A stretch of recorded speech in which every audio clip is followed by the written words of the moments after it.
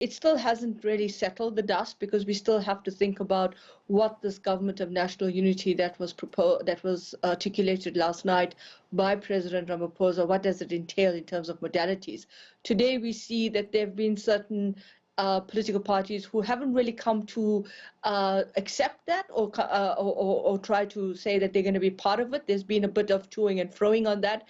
And I think with the Mkhonto Sizwe party, which is called the MK party, essentially, they have been one of those parties that have said that they have some very, very non-negotiable instruments, and that one of those non-negotiable instruments in talking to the ANC would be that President Ramaphosa must no longer be there as head of the party. But that has also been a bit of a reaction to the tension between between former President Zuma and, of course, Ramaphosa.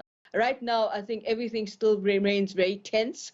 There's still a lot of discussion about what kind of engagement will happen. The ANC has opened up the discussion with all 18 parties, including itself, that will be represented in Parliament according to the final election results that were presented to the Chief Justice yesterday, and then, of course, to the candidate list to the Secretary of Parliament. But I think what is really critical here is what the discussion is going to be between the MK party and the ANC, because whilst they've been almost very rigid in the fact that they have these demands, they've also said they're open-minded. So I think that's a question in terms of whether there's going to be some level of like-mindedness within the two parties. And of course, there's also the question here about to what extent the MK party will also have to think about its own ruling, because it won KZN, where it did very well, but it didn't win a majority. So it has to think about a coalition in the province of KwaZulu-Natal.